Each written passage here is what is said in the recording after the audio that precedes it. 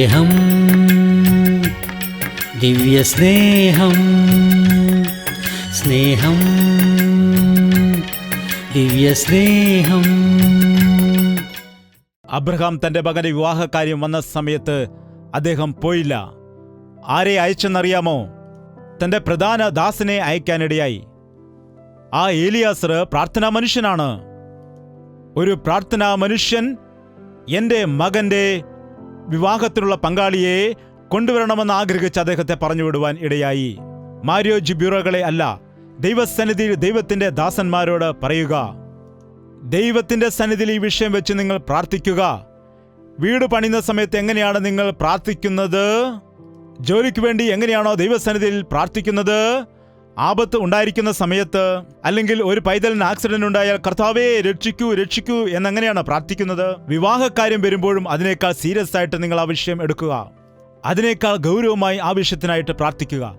പ്രാർത്ഥന മനുഷ്യനെ അയച്ചു. ആ ഏലിയാസർ അങ്ങോട്ട് പോയി മുഴങ്കാൽ മടക്കി, ഒട്ടകങ്ങളെപ്പോലും മുഴങ്കാൽ മടക്കാനിടയാക്കി. ദൈവമേ, നിന്റെ ദാസന്റെ മകന് ഒരു തുണി ആവശ്യമാണ്. അദ്ദേഹത്തിന്റെ മുൻപിൽ അനേകം പെൺകുട്ടികൾ വെള്ളം പിടിക്കുന്നതിന് വേണ്ടി വന്നിട്ട് ആ കിണറിന്റെ അരികിൽ അനേകം ആളുകൾ നിൽക്കുന്നുണ്ട്. ആ വെള്ളത്തിന് വന്ന പെൺകുട്ടികളെ നോക്കിയിട്ട് ആരുടെ മുടിക്കാണ് നീളമുള്ളത്? എന്താണ്? നമ്മുടെ നാട്ടിൽ അതാണ് നോക്കുന്നത്. എന്തൊക്കെയാണ്? തലമുടിക്ക് നല്ല നീളമുണ്ടോ? നല്ല സുന്ദരിയാണോ? നല്ല നിറമുള്ളവളാണോ? എന്താണ്? ഈ പുറമേയുള്ള സൗന്ദര്യത്തിൽ ഈ 10 പേരിൽ ആരാണ് നല്ലത് എന്ന് സ്വയംവരം ചെയ്യുന്നത് പോലെ തിരഞ്ഞെടുക്കാൻ തുടങ്ങി. ദൈവത്തിന്റെ ഹിതം അങ്ങനെയുള്ളതല്ല. ഇവിടെ 10 പേർ നിൽക്കുമ്പോൾ ദൈവത്തിന്റെ ഹിതം എന്താണെന്ന് നിങ്ങൾക്ക് അറിയണമെന്നുണ്ടെങ്കിൽ എന്താണ്? മുഴങ്കാൽ മടക്കി പ്രാർത്ഥിക്കണം. ഏലിയാസർ പ്രാർത്ഥിക്കുവാൻ തുടങ്ങി. ഞാനിപ്പോൾ ദാഹവെള്ളം ചോദിക്കുകയാണ്. ഈ സ്ത്രീകളിൽ ആരാണ് മുൻപോട്ട് വന്ന് ദാഹത്തിനു വേണ്ടി വെള്ളം നൽകുന്നത്? ഞാൻ ചോദിക്കാതെ തന്നെ എൻ്റെ മൃഗങ്ങൾക്കും വെള്ളം കോരി കൊടുക്കുന്നത് അവളായിരിക്കും നിന്റെ ഹിതപ്രകാരമുള്ളവളെന്ന് ഒരു ചെറിയ കണ്ടീഷൻ വെച്ചുകൊണ്ട് പ്രാർത്ഥിക്കുവാനിടയായി. ആ കാലത്ത് സ്ത്രീകൾ അപരിചിതർക്ക് വെള്ളം കൊടുക്കില്ല, ഭയമാണവർക്ക്. എന്നാൽ അങ്ങനെയുള്ളതായ അവസ്ഥയിൽ ആരാണ് മുന്നോട്ട് വരുമെന്ന് നോക്കാം എന്ന് നോക്കിയിരുന്ന സമയത്ത് ബൈബിളിൽ വ്യക്തമായി പറയുന്നു, കണ്ണു തുറന്നു നോക്കിയപ്പോൾ അടുത്തു കണ്ടത് ആരെയാണെന്ന് വെച്ചാൽ റിബേക്ക. അവൾ അഴകുള്ളവളായിരുന്നു, അവൾ ഉത്തമ ആയിരുന്നു, ഒരു പുരുഷനും അവളെ മുട്ടാത്തവൾ ആയിരുന്നു, കന്യക ആയിരുന്നു. ഒരു വിവാഹപ്പെണ്ണ് എങ്ങനെ ഇരിക്കണമെന്ന് വെച്ചാൽ BA വരെ പഠിച്ചതാണോ? MA പഠിച്ചതാണോ? സ്ത്രീധനം നൽകുമോ? സുന്ദരി ആണോ? ജാതിയും മതവും കുലവും വംശവും ഇതെല്ലാം നോക്കുന്നു. എന്നാൽ ഒരു നല്ല ക്വാളിഫിക്കേഷൻ, അവൾ ഉത്തമയായിരുന്നു. ഉത്തമ എന്ന് പറയുമ്പോൾ വെറുതെ പുറമേയുള്ള സൗന്ദര്യമല്ല, അവളുടെ നന്മ എന്താണെന്ന് നമുക്ക് അറിയുവാൻ കഴിയും. പിന്നീടുള്ള വചനം വായിച്ചാൽ അറിയാൻ കഴിയും. ഒരു ആതിഥ്യം കൊടുക്കുന്നതായ മകളാണ്, ഒരു അധ്വാനിക്കുന്ന മകളാണ്. അവൾ ഉത്തമയായിരുന്നു, അവൾ നല്ലവളായിരുന്നു. അവളെ ഒരു പുരുഷനും തൊട്ടിട്ടില്ലായിരുന്നു. അവളോട് ദാഹവെള്ളം ചോദിച്ചപ്പോൾ അദ്ദേഹത്തിന് വെള്ളം കൊടുത്തു. ആ തൊട്ടിയിൽ വെള്ളം കോരിക്കൊണ്ടുവന്നു. ഒട്ടകങ്ങൾക്കെല്ലാം കുടിക്കുവാൻ കൊടുത്തു. എന്താണോ ഇദ്ദേഹം വിചാരിച്ചത് അതുപോലെ തന്നെ സംഭവിച്ചു. ഒരു ഒട്ടകം 7 കുടം വെള്ളം കുടിക്കുവാനിടയാകും. നമ്മെപ്പോലെ 7 ഗ്ലാസുകളല്ല. നാം എവിടെയാണ് 7 ഗ്ലാസ് കുടിക്കുന്നത്? അര ഗ്ലാസ് കുടിച്ചിട്ട് പറയും കിഡ്നി സ്റ്റോണാണ്, കിഡ്നി സ്റ്റോണാണ്. അതുകൊണ്ട് വെള്ളം ശരിക്കും നിങ്ങൾ കുടിക്കുക. എല്ലാ ദിവസവും 4-5 ലിറ്റർ വെള്ളം നിങ്ങൾ കുടിക്കണം. എന്തെങ്കിലും അനാരോഗ്യമുണ്ടെങ്കിൽ അത് കൂടുതൽ നിങ്ങൾ കുടിക്കേണ്ടത് ആവശ്യമാണ്. കൂടുതൽ ക്ഷീണം വന്നിട്ട് ഡീഹൈഡ്രേറ്റ് ആയിപ്പോകാതെ. ഒട്ടകം 7 കുടം വെള്ളത്തിൽ കൂടുതൽ കുടിക്കുവാനിടയാകും. എന്തുകൊണ്ടെന്നാൽ മരുഭൂമിയിൽ യാത്ര ചെയ്യുമ്പോൾ അവിടെ വെള്ളം ലഭിക്കത്തില്ല. ചില സമയത്ത് മരുഭൂമിയിൽ കൂടെ പോകുമ്പോൾ വെള്ളം ലഭിക്കാതെ വരുമ്പോൾ ഒരുപാട് ദാഹം വന്നാൽ അവർ ഒട്ടകത്തെ കൊന്നിട്ട് അതിന്റെ വയറ്റിലുള്ളതായ ആ കവറിൽ നിന്നും വെള്ളമെടുത്ത് കുടിക്കുവാൻ ഇടയാകുമെന്നാണ്. അതായത് 7 കുടം വെള്ളം ഒരു ഒട്ടകം കുടിക്കുകയാണ്. അവിടെ മൊത്തം എത്ര ഒട്ടകങ്ങളുണ്ട്? 10 എണ്ണമാണ്. അത്രയും ഒട്ടകങ്ങൾക്ക് 70 കുടം വെള്ളം കോരിക്കൊടുക്കേണ്ടതായി വന്നു. ദാഹിച്ചു വരുമ്പോൾ മോളെ ഒരു ഗ്ലാസ് വെള്ളം എടുത്തുകൊണ്ട് വരൂ എന്ന് പറയുമ്പോൾ എനിക്ക് വയ്യ, എടുത്തുകൊണ്ട് പോയി കുടിക്കൂ എന്ന് പറയും. ഈ പെൺകുട്ടിയെ കല്യാണം കഴിച്ചാൽ എന്താകും പറയുക? 70 കുടം വെള്ളം കോരിക്കൊണ്ടുവന്ന് അതിന് കൊടുത്തു എന്ന് പറയുമ്പോൾ അവൾ കഷ്ടപ്പെടുന്ന വ്യക്തിയാണ്. കല്യാണം കഴിക്കുവാൻ ആഗ്രഹിക്കുന്നവർ കഷ്ടപ്പെടുവാൻ പഠിച്ചിരിക്കണം. സുഖപ്രദമായി ജീവിക്കാനല്ല കല്യാണം. കല്യാണം കല്യാണം കല്യാണം എന്ന് പറയുന്നു. ശാരീരികമായ കഷ്ടങ്ങൾ അനുഭവിക്കേണ്ടി വരും. ഉത്തരവാദിത്തങ്ങളുണ്ട്. ഇത്രയും നാൾ നിന്റെ പിതാവാണ് കറണ്ട് ബിൽ അടച്ചത്, നിന്റെ അമ്മയാണ് ഭക്ഷണം പാകം ചെയ്തത്. ഇപ്പോൾ നീ തന്നെ നിന്റെ കുടുംബകാര്യങ്ങൾ നോക്കണം, നീ തന്നെ കുടുംബത്തെ പണിതെടുക്കണം. ജീവിതത്തിൽ കഷ്ടപ്പെടാതെ സുഖത്തോടുകൂടി ജീവിച്ച് കല്യാണം കഴിയുമ്പോൾ ചെറിയ ചെറിയ വിഷയങ്ങൾക്ക് പോലും അവർ വേർപിരിഞ്ഞു പോകുന്നതായി കാണാം. കഷ്ടപ്പെടുന്നതായ സ്ത്രീ, ഉത്തമയായ സ്ത്രീ, നീ ആരുടെ മകളാണെന്ന് ചോദിച്ചു. പെണ്ണെ കിട്ടിയില്ലെന്ന് പറഞ്ഞ് ഒട്ടകത്തിൽ കയറ്റിക്കൊണ്ടാണോ വന്നത്? അങ്ങനെ നടക്കില്ല. വിവാഹം അങ്ങനെ നടക്കില്ല. ആരാണ് മകളെ? നിന്റെ മാതാപിതാക്കൾ. നിന്റെ വീട് എവിടെയാണ്? ചോദിച്ചു മനസ്സിലാക്കി ആ വീട്ടിലേക്ക് ചെന്നു, വീട്ടുകാരോട് സംസാരിച്ചു. അബ്രഹാമിന്റെ മകനായ ഇസ്ഹാക്കിന് നിങ്ങളുടെ മകളെ കൊടുക്കുവാൻ തയ്യാറാണോ? അവർ അകന്ന ബന്ധുക്കളുമാണ്. ഇഷ്ടമാണോ എന്ന് ചോദിച്ചപ്പോൾ ഫോട്ടോ കൊണ്ടുവന്നിട്ടുണ്ടോ? ബയോഡേറ്റ കൊണ്ടുവന്നിട്ടുണ്ടോ? മകന് മുടന്തു വല്ലമുണ്ടോ? പോളിയോ വല്ല എഫക്റ്റ് ആയിട്ടുണ്ടോ? കൈക്കോ കാലിനോ എന്തെങ്കിലുമൊക്കെ പ്രശ്നമുണ്ടോ? അവന്റെ തലയിൽ മുടിയുണ്ടോ? എന്തെല്ലാം കാര്യമാണ് ഇന്ന് ചോദിക്കുന്നത്. ഒരു പയ്യനെ എങ്ങനെ ഒരു വീട്ടിൽ പെണ്ണ് കാണിക്കാൻ വേണ്ടി പോയി. പെണ്ണിനെ കണ്ട് അവസാനം സംസാരിച്ചിട്ട് ശേഷം അവസാനം പെണ്ണ് അപ്പനോട് പറയുകയാണ് അത് വേണ്ട എന്ന്. എന്താണ് മോളെ? ഈ പയ്യന്റെ അപ്പന് കഷണ്ടിത്തലയുണ്ട്, ഇവനും കഷണ്ടി വരാൻ ചാൻസ് ഉണ്ട്, അതുകൊണ്ട് വേണ്ട എന്ന്. അവന്റെ അപ്പനാണ് കഷണ്ടി, ഇവനൊരു കുഴപ്പവുമില്ല. എന്താണ്, തലമുടി നോക്കിയാണോ കല്യാണം നീ കഴിക്കുന്നത്? അങ്ങനെയൊന്നും ചോദിച്ചില്ല. ഈ കാര്യം യഹോവയാൽ വരുന്നു, നിന്നോട് ഗുണമെങ്കിലും ദോഷമെങ്കിലും പറവാൻ ഞങ്ങൾക്ക് കഴിയില്ല. കഴിഞ്ഞ ദിവസം ഒരു കൂട്ടർ വന്ന് പറഞ്ഞു പെണ്ണ് കാണാൻ പോവുകയാണ്, ഞങ്ങൾക്ക് വേണ്ടി പ്രാർത്ഥിക്കണമെന്ന് പറഞ്ഞപ്പോൾ ഞാൻ ഒന്നേ പ്രാർത്ഥിച്ചുള്ളൂ, കർത്താവേ അവർ നാളെ പോകുമ്പോൾ ഇത് നിന്റെ ഹിതമാണെങ്കിൽ അവരുടെ സംസാരവും അതുപോലെ അവരുടെ മനസ്സിനെയും ഒരുമിപ്പിച്ച് നിന്റെ പ്രവൃത്തി ചെയ്യണമേ. ദൈവത്തിന്റെ ഹിതമാണെങ്കിൽ അവിടെ വരുന്ന എല്ലാവരുടെയും സംസാരം ഒക്കും, മനസ്സിന് ഒരുമയുണ്ടാകും, ദൈവത്തിന്റെ ഹിതം അവിടെ നടക്കുകയും ചെയ്യും. അതാണ്. എവിടെ നിന്നോ വന്ന ഏലിയാസർ അവരോട് സംസാരിച്ചപ്പോൾ പറയുകയാണ്, ഇത് യഹോവയാൽ വരുന്ന കാര്യമാണ്, ഇതിന് ഗുണമെന്നോ ദോഷമെന്നോ ഞങ്ങൾ പറയില്ല, അവളെ കൂട്ടിക്കൊണ്ടുപോകൂ. ആ കാലത്തെ ആചാരം അങ്ങനെയായിരുന്നു. ഇഷ്ടപ്പെട്ട് കഴിഞ്ഞാൽ ഒറ്റയടിക്ക് അങ്ങനെ കൊണ്ടുപോകാൻ കഴിയുമായിരുന്നു. എന്താണ്? ഞാനൊരു കാര്യം പറയട്ടെ, ഇവിടെ ഒരു വിഷയമുണ്ട്. ദയവ് ചെയ്ത് ഒരു മാതാപിതാക്കളും നിങ്ങളുടെ മകനെയോ നിങ്ങളുടെ മകളെയോ നിർബന്ധിച്ച് വിവാഹം കഴിപ്പിക്കരുത്. നിങ്ങളുടെ ഇഷ്ടം നടക്കണമെന്ന് പറഞ്ഞ് ഒരിക്കലും നിങ്ങളുടെ മകനെയോ മകളെയോ നിർബന്ധിക്കരുത്. എത്രമാത്രം വിവാഹം കഴിപ്പിക്കുന്ന മക്കളുടെ മാതാപിതാക്കൾ തമ്മിൽ എത്രമാത്രം യോജിച്ചാലും, വിവാഹം കഴിക്കുന്ന പയ്യൻ ഇഷ്ടപ്പെട്ടാലും ആ പെൺകുട്ടി ഇഷ്ടപ്പെട്ടാലും അവരിൽ ആരെങ്കിലും ഒരാൾ ഇഷ്ടമല്ല എന്ന് പറയുകയാണെങ്കിൽ അത് നിർത്തിവെക്കേണ്ടതാണ്, നിർബന്ധിച്ച് നടത്താൻ പാടില്ല. നമ്മുടെ രാജ്യത്ത് അനേകം ആളുകൾ നിർബന്ധത്താൽ വിവാഹം കഴിപ്പിച്ച് അവസാനം മാതാപിതാക്കളുമായി പ്രശ്നമുണ്ടാക്കി പിന്നീട് അവരുടെ ജീവിതത്തിൽ കുടുംബത്തിൽ പ്രശ്നങ്ങൾ ഉണ്ടായിട്ട് നരകജീവിതം അനുഭവിക്കുന്ന എത്രയോ ആളുകളുണ്ട്. വേർപിരിഞ്ഞ കുടുംബങ്ങൾ എത്രയോ പേരുണ്ട്. കൂട്ടിക്കൊണ്ടുപോകാൻ പറഞ്ഞ റിബേക്കയെ വിളിച്ചു. നീ ഇവനോടുകൂടെ പോകുന്നുവോ എന്ന് അവളോട് ചോദിച്ചപ്പോൾ പോകാമെന്ന് പറഞ്ഞു. അവൾക്ക് ഇഷ്ടപ്പെട്ടു. അപ്പോൾ കൂട്ടിക്കൊണ്ടുപോയി. എന്താണ്? ഇപ്പോൾ ഇസഹാക്കാൻ അറിയില്ലല്ലോ, അവളെ കണ്ടിട്ടില്ലല്ലോ. ഈ കാലത്ത് എൻഗേജ്മെന്റിന് പെൺകുട്ടി വരാറുണ്ട്. പെൺകുട്ടിയും വരും പയ്യനും വരും, രണ്ടുപേരും മോതിരമൊക്കെ കൈമാറും. പിന്നെ എന്തിനാണ് കല്യാണം കഴിക്കുന്നത്? എൻഗേജ്മെന്റിന് കല്യാണ ചെറുക്കൻ പോകാൻ പാടില്ലെന്നാണ് പറയുന്നത്. എന്നാൽ ഇന്നുള്ള യൗവനക്കാർക്ക് ധൃതി കൂടുതലാണ്. നിങ്ങളുടെ ആൾക്കാരെല്ലാരെങ്കിലും വന്നിട്ടുണ്ടോ എന്ന് ചോദിച്ചപ്പോൾ ഞാൻ വന്നിട്ടുണ്ടല്ലോ, ഞാൻ കാര്യങ്ങൾ ചെയ്യാമെന്ന് പറഞ്ഞ് ഒരുത്തൻ വഴക്കുണ്ടാക്കി അവസാനം അവൻ തന്നെ പോയി ചെയ്യാനിടയായി. യഥാർത്ഥമായി നോക്കിയാൽ കല്യാണം കഴിയുന്നത് വരെയും നിങ്ങൾ പരസ്പരം ഒരുമിക്കുവാൻ പാടില്ല. കല്യാണം കഴിഞ്ഞതിന് ശേഷം നിങ്ങൾ വേർപിരിയാനും പാടില്ല. എന്നാൽ ഇന്ന് റിവേഴ്സാണ് എല്ലാം നടക്കുന്നത്. കല്യാണത്തിന് മുൻപ് തന്നെ കൈകൾ കോർത്ത് പിടിക്കുന്നു. എൻ്റെ ജീവിതം മുഴുവൻ നീയാണ്, എൻ്റെ ഹൃദയം നിനക്ക് നൽകുന്നു, നിന്റെ ഹൃദയം എനിക്ക് നീ നൽകണം, നിന്നെ വിട്ട് എനിക്ക് ജീവിക്കാൻ കഴിയില്ല എന്ന് ഡയലോഗ് അടിക്കും. അവസാനം കല്യാണം കഴിഞ്ഞാൽ പിന്നെ ഭാര്യയുടെ മുഖത്ത് പോലും നോക്കത്തില്ല, നീ പൂതിനെയാണെന്ന് പറഞ്ഞ് നടക്കും. അതാണ് ഈ കാലത്ത് നടക്കുന്നത്. എത്രയോ പ്രേമവിവാഹങ്ങൾ പോലും അങ്ങനെ നടക്കുന്നുണ്ട്. കാരണം യഥാർത്ഥമായ പ്രേമം അല്ല അത്, സ്നേഹമല്ല അത്. ദൈവഹിതപ്രകാരം നടക്കുന്നതായ വിവാഹത്തിൽ അനുഗ്രഹമുണ്ട്. ദൈവഹിതപ്രകാരം നടക്കുന്ന വിവാഹത്തിലും പ്രശ്നങ്ങൾ ഉണ്ടാകാം, പ്രതികൂലം ഉണ്ടാകാം. എന്നാൽ കുടുംബം പണിയപ്പെടും, കുടുംബം അനുഗ്രഹിക്കപ്പെടും, കുടുംബം നിലനിൽക്കുവാനിടയാകും. ആ കുടുംബത്തിൽ നിന്ന് വരുന്നതായ മക്കൾ അനുഗ്രഹിക്കപ്പെടാനിടയാകും. വിവാഹം എല്ലാ വിഷയത്തിലും ശ്രേഷ്ഠമായതാണ്. ഒരു കാര്യം ഞാൻ പറയുകയാണ്, വിവാഹം നടത്തുവാൻ ആഗ്രഹിക്കുന്ന മക്കൾ, ഞാനിപ്പോഴും ഞങ്ങളുടെ സഭയിൽ പറയാറുണ്ട്, നിങ്ങളോട് ഞാനിപ്പോൾ അത് പറയുകയാണ്, വിവാഹത്തിന് വേണ്ടി 2 വർഷം നിങ്ങൾ പ്രാർത്ഥിക്കണം.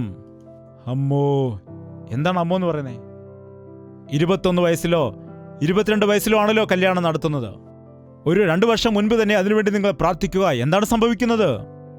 എന്നാൽ എല്ലാം ആലോചനയെല്ലാം കഴിഞ്ഞിട്ട് പെട്ടെന്ന് അർജന്റായിട്ട് അടുത്ത മാസം തന്നെ വിവാഹം നടത്തണം എന്ന് ധൃതി വെച്ച് വിവാഹം നടത്തിയിട്ട് കുഴപ്പത്തിൽ പെടുന്നതായ ആളുകൾ എത്രയോ പേർ ഉണ്ട്. ഞങ്ങളുടെ ദൈവദാസൻ പറഞ്ഞിരിക്കുന്നു, അതുകൊണ്ട് വിവാഹം ഇപ്പോൾ നടത്താമെന്ന് പറയുന്ന ചിലർ. പാസ്റ്റർ പറഞ്ഞെന്ന് പറഞ്ഞ് വിവാഹം നടത്തുവാൻ പാടില്ല, കർത്താവ് പറഞ്ഞതനുസരിച്ച് നടത്തുക. ബന്ധുക്കൾ കാണിച്ചു തന്നു എന്ന് പറയരുത്. ആരെയോ വിശ്വസിച്ചാണ് ചെയ്തത്, വഞ്ചിക്കപ്പെട്ടുവെന്ന് പറയരുത്. കല്യാണക്കാര്യത്തിൽ ദൈവത്തെ അല്ലാതെ ആരെയും വിശ്വസിക്കരുത്. ദൈവത്തോട് ചോദിക്കുക, അവന്റെ ഹിതം മനസ്സിലാക്കുക. ദൈവദാസന് എന്തറിയാം? ദൈവദാസന്റെ നോട്ടത്തിൽ എല്ലാവരും നല്ലവരാണ്. നിങ്ങളെല്ലാവരും ദൈവദൂതന്മാരെ പോലെയാണ്. സത്യമായിട്ടും നിങ്ങളെ നോക്കുമ്പോൾ ക്രിസ്ത്യാനികൾ ഏറ്റവും നല്ല ആളുകൾ നിങ്ങൾ തന്നെയാണെന്നാണ് എൻ്റെ നോട്ടത്തിൽ എനിക്ക് തോന്നുന്നത്. നിങ്ങൾ പാടുന്ന പാട്ട് നോക്കുമ്പോൾ, നിങ്ങളുടെ ആരാധന കാണുമ്പോൾ, നിങ്ങളുടെ കയ്യടി കാണുമ്പോൾ, നിങ്ങളുടെ പ്രവൃത്തികളെല്ലാം കാണുന്ന സമയത്ത് എത്ര നല്ല വിശ്വാസികളാണ്. നിങ്ങൾ വന്നെന്നെ ദൈവദാസായ എന്ന് ബഹുമാനത്തോടെ വിളിക്കുന്നു. ദൈവം നിങ്ങളെ അനുഗ്രഹിക്കട്ടെ എന്ന് പറയുന്നു. എന്നാൽ എനിക്കെന്തറിയാം? പാസ്റ്ററിന് മുൻപിൽ എല്ലാവരും നല്ല വ്യക്തികളായിരിക്കും. ആലയത്തിൽ വരുമ്പോൾ എല്ലാവരും നല്ല വിശ്വാസികൾ ആയിരിക്കും. യാഥാർത്ഥ്യം അറിയണമെങ്കിൽ നിങ്ങളുടെ വീട്ടിൽ വന്നിട്ട് നോക്കണം.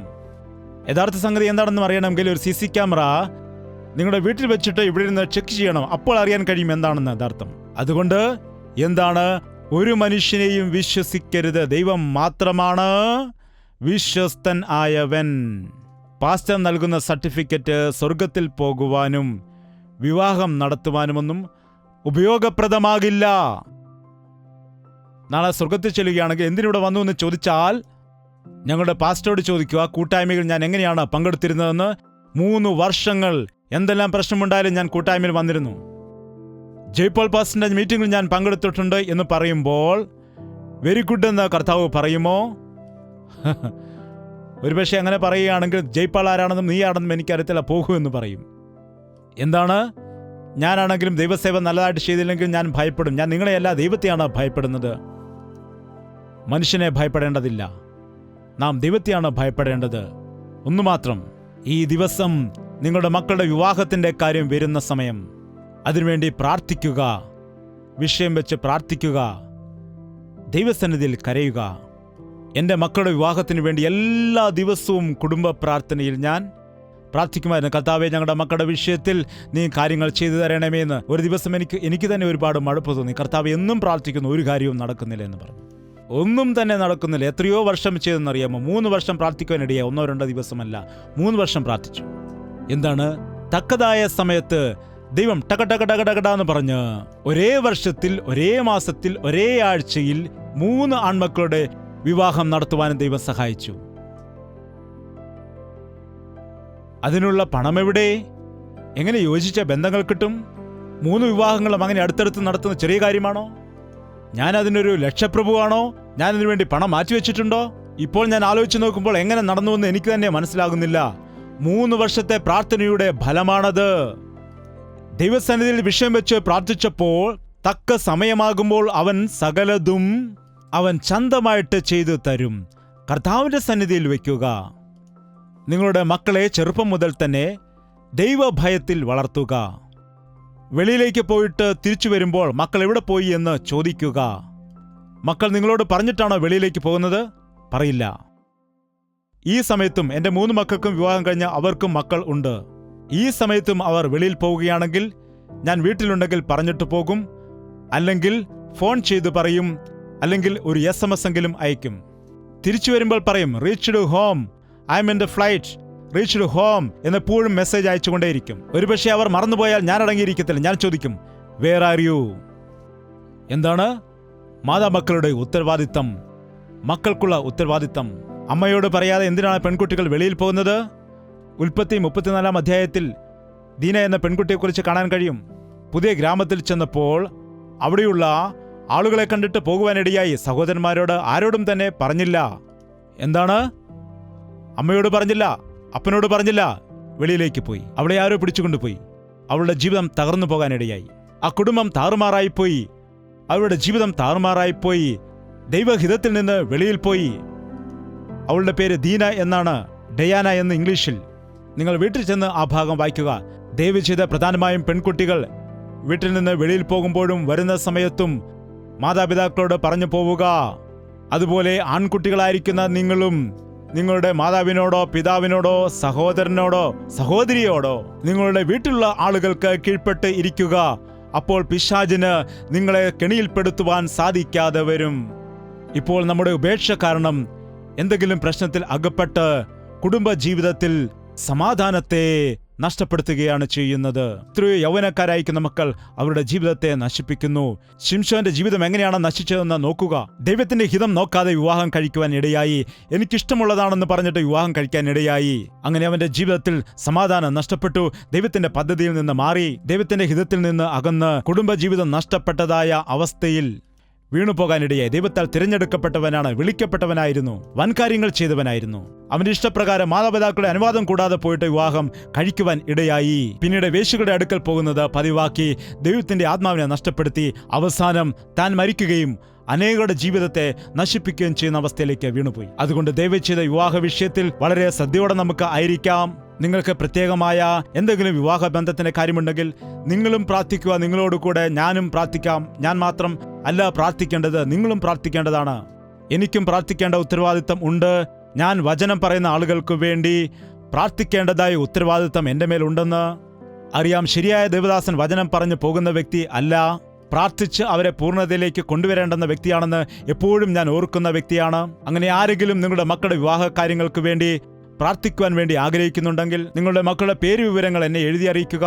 പ്രത്യേകമായിട്ട് ഞാൻ ഇരിക്കുന്നതായ സമയത്ത്, അത് ഓർക്കുന്ന സമയത്ത് അവർക്ക് വേണ്ടി പ്രാർത്ഥിക്കുവാൻ ഞാൻ സമയം ക്രമീകരിക്കുന്നതാണ്.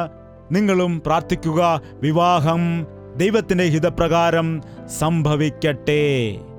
അത് ദൈവത്തിന്റെ സമയത്ത് നടക്കുമാറാകട്ടെ. അത് ദൈവത്തിന്റെ പദ്ധതിയിൽ നിറവേറട്ടെ. എഴുന്നേറ്റ് നിൽക്കാം, നമുക്ക് പ്രാർത്ഥിക്കാം. നമ്മുടെ ആവശ്യങ്ങൾ കർത്താവിനോട് പറയാം. നമ്മുടെ മക്കളുടെ വിവാഹ കാര്യത്തിൽ ഇപ്പോൾ തന്നെ വിവാഹത്തിൽ കുഴപ്പങ്ങൾ സംഭവിച്ച് പ്രശ്നം അനുഭവിക്കുന്ന ചില കുടുംബങ്ങളുണ്ട്. ദൈവത്തോട് നിങ്ങൾ അപേക്ഷിച്ചാൽ നിങ്ങളുടെ കുടുംബത്തെ നേരെയാക്കുവാൻ കഴിയും. നിങ്ങളുടെ കുടുംബത്തെ നിലനിർത്താൻ കഴിയും. നിങ്ങളുടെ ജീവിതത്തെ ക്രമീകരിക്കാൻ കഴിയും. നിങ്ങളുടെ പങ്കാളിയുടെ മനസ്സ് മാറ്റുവാൻ കഴിയും. നിങ്ങളുടെ ജീവിതത്തെ നിലനിർത്താൻ കഴിയും. ഇപ്പോൾ തന്നെ വിവാഹ കാര്യങ്ങൾ ദൈവഹിതത്തിനെതിരായിട്ട് ചെയ്തിട്ട് കഷ്ടപ്പെടുന്നതായ ആളുകൾ ഒരു തവണ കർത്താവിനോട് നിലവിളിക്കൂ. യേശുവേ, നിന്റെ ഹിതം ഞങ്ങൾക്കറിയില്ലായിരുന്നു. ഞങ്ങൾ എടുത്തു ചാടി. ഞങ്ങളുടെ കുടുംബത്തെ പണിയണമേ. ഞങ്ങളുടെ കുടുംബത്തിൽ സമാധാനം നൽകണമേ. കർത്താവിനോട് ചോദിക്കൂ. വിവാഹം നടത്തുവാൻ ആശിക്കുന്ന മാതാപിതാക്കൾ എടുത്തു ചാടി തീരുമാനങ്ങൾ എടുക്കരുത്. ദൈവത്തിന്റെ ഹിതത്തിനു വേണ്ടി കാത്തുനിൽക്കൂ. ദൈവത്തിന്റെ ഹിതത്തിനു വേണ്ടി അവനോട് ചോദിക്കുക. ദൈവം അത്ഭുതകരമായിട്ട് ദൈവം തിരഞ്ഞെടുത്തതായ വ്യക്തികളെ അവൻ വെളിപ്പെടുത്തി തരും. നിങ്ങളുടെ വീടിന്റെ പടി കടന്നു പോകേണ്ട ആവശ്യമില്ലാതെ ദൈവത്തിന്റെ ഹിതം അവൻ നിങ്ങൾക്ക് വെളിപ്പെടുത്തി തരും. നിങ്ങൾക്ക് ചേരുന്ന വ്യക്തിയെ, ശരിയായ വ്യക്തിയെ ശരിയായ വീട്ടിലേക്ക് 10-20 പേരെ കാണേണ്ട ആവശ്യമില്ലാതെ ആരെയാണോ ദൈവം തിരഞ്ഞെടുത്തിരിക്കുന്നത് അവരെ തന്നെ ദൈവം നിങ്ങൾക്ക് വെളിപ്പെടുത്തി നൽകും. പ്രാർത്ഥനയിൽ അത്ഭുതങ്ങൾ കാണാൻ കഴിയും. പ്രാർത്ഥനയ്ക്ക് മറുപടി ലഭിക്കുവാൻ ഇടയാകും. നമുക്ക് പ്രാർത്ഥിക്കാം. എല്ലാ വ്യക്തികളും തങ്ങളുടെ കരങ്ങൾ ആകാശത്തിലേക്ക് ഉയർത്തിക്കൊണ്ട് നമുക്ക് പ്രാർത്ഥിക്കാം. പരിശുദ്ധനായ സ്നേഹമുള്ള പിതാവേ, ഒരിക്കൽ കൂടി നിന്റെ മക്കളെ നോക്കണമേ. ഈ ദിവസം അതിശ്രേഷ്ഠമായ ഒരു വിഷയത്തെ ഞങ്ങളുടെ മക്കൾക്ക് ഉള്ള വിവാഹകാര്യം നിന്റെ കരങ്ങളിലേക്ക് ഏൽപ്പിക്കുകയാണ്. നിന്റെ ഹിതം തന്നെ നടത്തണമേ. നിന്റെ ഉദ്ദേശം പോലെ നടക്കണമേ. പിതാവേ, ഞങ്ങളുടെ ഇഷ്ടമല്ല, നിന്റെ ഇഷ്ടമാണ് നടക്കേണ്ടത്. മാതാപിതാക്കളുടെ ഇഷ്ടം അല്ല, വിവാഹം കഴിക്കുന്നവരുടെ ഇഷ്ടമല്ല. നിന്റെ ഇഷ്ടം നടക്കണമേ കർത്താവേ. നിന്റെ ഇഷ്ടം നടക്കണമേ. വിവാഹം കഴിക്കുന്നവരുടെ ഇഷ്ടം നിന്റെ ഹിതമാണെങ്കിൽ അത് നടത്തുമാറാകണമേ. മാതാപിതാക്കളുടെ ഇഷ്ടം നിന്റെ ഇഷ്ടമാണെങ്കിൽ അത് നടത്തിക്കൊടുക്കണമേ. ഒരിക്കലും നിന്റെ ഹിതത്തിനെതിരായിട്ട് വിവാഹം ചെയ്യാതെ, എടുത്തുചാടി തീരുമാനങ്ങൾ എടുക്കാതെ, ജീവിതകാലം മുഴുവൻ ദുഃഖം അനുഭവിക്കാതെ നിന്റെ കൃപയിൽ നിർത്തണമേ. കർത്താവ്, എത്രയോ മാതാപിതാക്കൾ മക്കളുടെ വിവാഹങ്ങൾ നടക്കുന്നില്ല എന്ന് പറഞ്ഞ് വേദന അനുഭവിക്കുന്നവരുണ്ട്. നീ സകലതും തക്ക സമയത്ത് നടത്തുമെന്നുള്ളതായ വിശ്വാസം അവർക്ക് നൽകണമേ. എത്രയോ മക്കൾ ഞങ്ങൾക്ക് യോജിച്ചതായ ബന്ധങ്ങൾ ലഭിക്കുന്നില്ല, ഞങ്ങൾക്ക് നല്ല അഴകില്ലെന്ന് പറഞ്ഞ്, എനിക്ക് വിദ്യാഭ്യാസമില്ലെന്ന് പറഞ്ഞ്, എനിക്ക് ഒരിക്കലും നല്ല വിവാഹം നടക്കുന്നില്ല എന്ന് പറഞ്ഞ് വേദനിക്കുന്നവരെ കാക്കണമേ. കർത്താവെ, നീ കൊടുത്തിരിക്കുന്ന അനുഗ്രഹം അവർക്ക് അനുഭവിക്കാൻ നീ സഹായിക്കണമേ. കർത്താവെ, പുറമെയുള്ള സൗന്ദര്യത്തെക്കാൾ പുറമെയുള്ള സൗന്ദര്യങ്ങൾ വ്യർത്ഥമാണ്. ഉത്തമയായ ഭാര്യയെ കിട്ടുന്നവൻ ഭാഗ്യവനാണെന്ന് ദൈവത്തിന്റെ വചനം പറയുന്നു. കർത്താവേ, യോഗ്യതയുള്ളതായ ഭാര്യയെ ലഭിക്കുവാൻ നീ സഹായിക്കണമേ. കർത്താവേ, ഉത്തമയായ സ്ത്രീ, യഹോവയിൽ ഭയഭക്തിയുള്ള സ്ത്രീ അനുഗ്രഹിക്കപ്പെട്ടവളാകുന്നു. ആ അനുഗ്രഹം ഞങ്ങളുടെ മക്കൾക്ക് കൊടുക്കണമേ. അങ്ങനെയുള്ള വിവാഹങ്ങൾ ഞങ്ങളുടെ മക്കൾക്ക് നടത്തി കൊടുക്കണമേ. കർത്താവേ, ഞങ്ങൾ പഠിച്ചിരിക്കുന്നതായ പാഠങ്ങൾ വ്യക്തിപരമായ ഞങ്ങളുടെ ജീവിതത്തിനും ഞങ്ങളുടെ കുടുംബത്തിനും ഞങ്ങളുടെ ഭാവിക്കും അനുഗ്രഹമായി തീരേണ്ടതിന് പരിശുദ്ധാത്മാവിനാൽ നിന്റെ വചനത്തെ ഞങ്ങളുടെ ഹൃദയത്തിൽ ഫലിപ്പിക്കണമേ, ക്രിയ ചെയ്യണമേ പിതാവേ. കർത്താവെ, വചനം കേൾക്കുന്നത് കൊണ്ട് പ്രയോജനമില്ല. ആ വചനം ഞങ്ങളുടെ ഹൃദയത്തിൽ പ്രാവർത്തികമാക്കുവാൻ സഹായിക്കണമേ, രൂപാന്തരപ്പെടുത്തുവാൻ സഹായിക്കണമേ, മാനസാന്തരപ്പെടുത്തുവാൻ സഹായിക്കണമേ. കർത്താവെ, ഞങ്ങളുടെ അവസ്ഥകളെ മാറ്റുവാൻ നീ സഹായിക്കണമേ. കർത്താവെ, നിന്നിൽ വിശ്വസിക്കുന്നവരെ നീ കൈവിടാത്ത ദൈവമാണെന്ന് വിശ്വസിച്ചുകൊണ്ട് നിന്നോട് പ്രാർത്ഥിച്ചുകൊണ്ട് അനുഗ്രഹിക്കപ്പെടുവാൻ സഹായിക്കണമെന്ന് യേശുക്രിസ്തുവിന്റെ നാമത്തിൽ അപേക്ഷിക്കുന്നു പിതാവേ. നമ്മുടെ പിതാവായ ദൈവത്തിന്റെ സ്നേഹവും പുത്രനായ യേശുക്രിസ്തുവിന്റെ കൃപയും ആശ്വസിപ്പിച്ച് വഴി നടത്തുന്ന പരിശുദ്ധാത്മാവിന്റെ കൂട്ടായ്മയും സഹവാസവും നാം ഓരോരുത്തരോടും പ്രാർത്ഥിച്ച സകല വിഷയങ്ങളോട് ഇന്നു മുതൽ എന്നേക്കും ഉണ്ടായിരിക്കുമാറാകട്ടെ. ആമേൻ, ആമേൻ, ആമേൻ. യേശുവേ, യേശുവേ, യേശുവേ, യേശുവേ, യേശുവേ, യേശുവേ, യേശുവേ, യേശുവേ. നിന്നെ നിന്നെ എന്നും ഞാൻ സേവിക്കും, നീ മാത്രം രാജാവെന്നും.